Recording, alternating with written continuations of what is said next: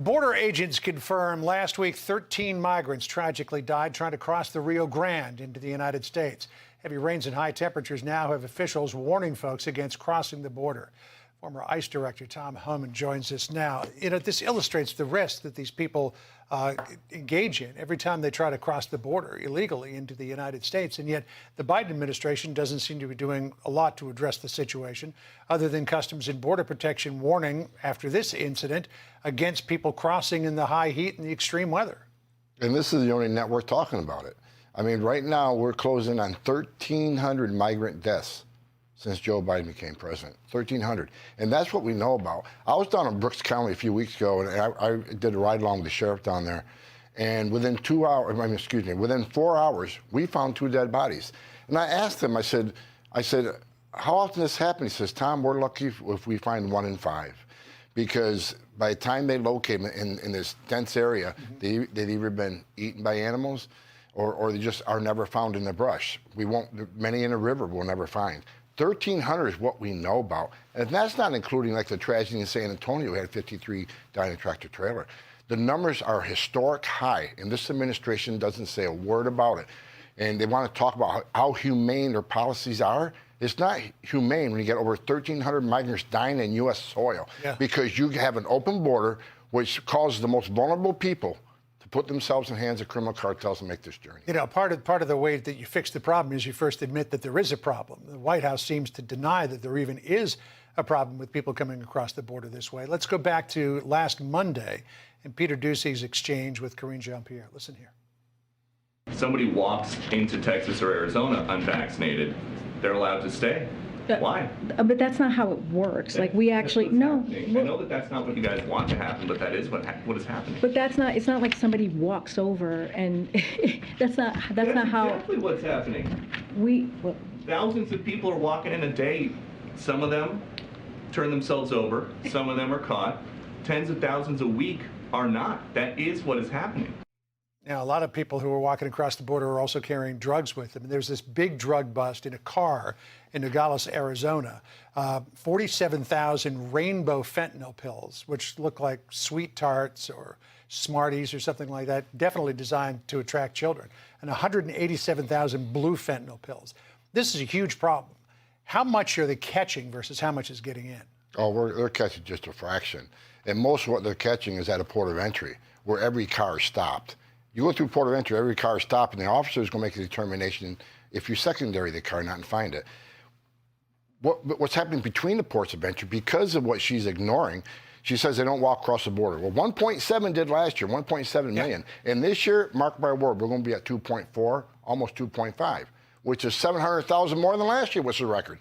And when that many people come across, up to 70%, John, of agents are off the line processing. That causes 70% of the border wide open, and that's when they move the fentanyl across, and that's why we have a record number of fentanyl deaths. All right, we got a big problem. We've got to see if the White House is going to address this. Tom, always great to talk to you. Thank you. This morning, possible new developments in the case of missing kindergarten teacher and mother of 2, Elizafletcher. Police say they found a body in a Memphis neighborhood about 7 miles from where she was last seen jogging, reportedly near the location where a dumpster was searched on Sunday. But officials last night insisted they have not yet identified the body or the cause of death. We've seen law enforcement focus this area for much of the day. Earlier, we saw a mobile command unit rolling in. Our crews have seen several detectives, upper brass, including the FBI here. The suspect in Fletcher's abduction heads to court today. Police say 38-year-old Cleotha Abston has refused to say where Fletcher is. They say surveillance video shows a man violently approaching Fletcher and forcing her into an SUV last Friday. Police say they traced the SUV's plates to Abston, along with his DNA from sandals left at the scene. And they say a witness saw him cleaning his clothes and the interior of his SUV after Fletcher's abduction.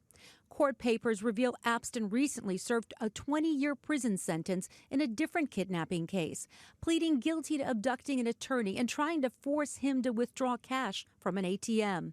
The attorney later saying, "It's quite likely that I would have been killed had I not escaped." Police not revealing a potential motive in Fletcher's kidnapping. But the 34-year-old is the granddaughter of a prominent Tennessee businessman who founded a $3 billion hardware company. Police say there's reason to believe Fletcher was seriously injured during the abduction. For now, her family continues to wait for answer. The Supreme Court in Brazil has imposed temporary restrictions on the purchase of guns, citing the risk of political violence ahead of next month's election. Now, the decision suspends several decrees from the right-wing president, Jair Bolsonaro, that made it easier for Brazilians to get firearms. It also comes amid widespread concern that Mr. Bolsonaro and his supporters will not accept the election result if he loses to his left-wing rival, former President Lula da Silva. I got to speak to Bruno Lanciarni, who is an associate researcher for the Instituto Sul de Paz, which focus on gun control and security. And Bruno explained the reasoning behind this Supreme Court ruling. This decision was already expected since 2019 because Bolsonaro has used like a different path to change Brazilian gun law. He was supposed to go via Congress, but instead he used like decrees trying to bypass the Congress. So everybody expected that at some point the Supreme Court will rule out some of his decrees. But this decision coming this week shows clearly that's an increased concern about political use of firearms to try to destabilize Brazilian elections. So generally in Brazil, of course, as in other parts of the world, we discuss like gun control in terms of try to control violence. But since Bolsonaro got elected, there's more and more talks about use of political violence against other supporters. And this is the main background behind this decision of the Supreme Court yesterday. And just how widespread is gun ownership in Brazil? And is, gun violence something that's been spoken about in this way previously?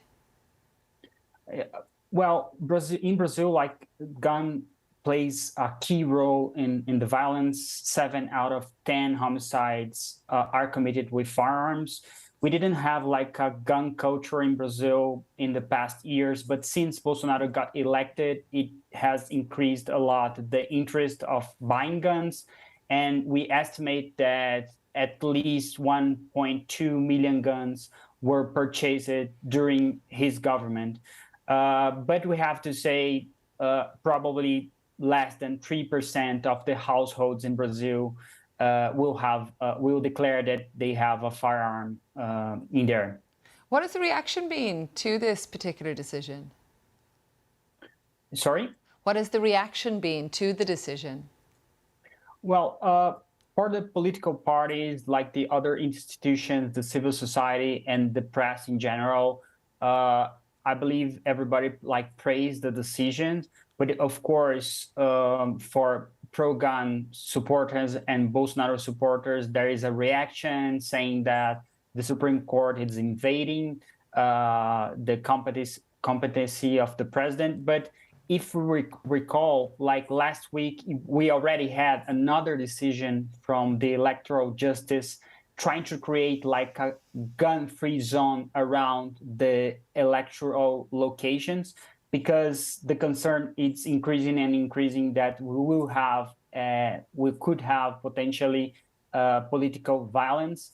And of course, this has to be avoided because any kind of violent incident could refrain people to go out and cast their vote. So of course, safe democracy can grow with the concern of armed political violence. Further forensic investigation by the MPD traffic unit positively identified the body was, in fact, Elizafletcher. Memphis authorities have confirmed that remains found Sunday afternoon have been identified as Elizafletcher. Fletcher, a kindergarten teacher and mother of two, was allegedly kidnapped Friday, police said. Surveillance video appears to show a man jumping from a black SUV and forcing Fletcher into a car. The car's registration and DNA found on sandals left at the scene led police to 38-year-old Cleotha Abston. Police arrested Abston Saturday and charged him with aggravated kidnapping. Memphis police said Abston has now also been charged with first-degree murder. Police believe Fletcher suffered serious injury during the abduction. Abston previously served 20 years in prison for kidnapping a prominent Memphis attorney. What was an alleged fake elector in Georgia doing with two Trump operatives at a county election office the same day voting systems were breached? Here's video of former GOP chairwoman of Coffee County, Kathy Latham, escorting Scott Hall and Paul Maggio into the Coffee County elections office on January 7th, 2021. Latham is being investigated for posing as a fake elector for Donald Trump. Meanwhile, Hall and Maggio have admitted that they gained access to a voting machine. They say they did it because Donald Trump's lawyer, Sidney Powell, asked them to. Joining me now from outside of the federal courthouse in Atlanta is NBC's Blaine Alexander. So we have this video, Blaine. Explain to us what it means and the issues being raised. So let me just kind of set the scene for you here, Katie. This is all taking place in Coffee County, which is a rural county here in Georgia, about 200 miles to the south of Atlanta, where I am right now. But this is something that's also being investigated by the Georgia Bureau of Investigation and also the Georgia Secretary of State's office. So that kind of lays the foundation, and what they're looking into is an alleged data breach into the election system. So what this video does, this video that's come to light today, what this video does is it shows really just kind of the extent to which there was coordination in these efforts and actions taken to try and overturn the election results in Georgia. You talked about Kathy Latham. She, at the time, was a chairperson of Coffee County GOP, also one of the 16 fake electors. Bringing it back here to Atlanta, that, of course, we know that she is a target of the Fulton County investigation and was subpoenaed to testify. But it shows that she's essentially giving access to these data specialists who were hired by Sidney Powell, who, of course, is a Trump attorney. Now, we reached out to Latham's attorney. We didn't hear back, but he told the Washington Post that Kathy Latham would never knowingly try to interfere in an election. But again, this video certainly kind of shows a very strong kind of coordinated effort to overturn the election.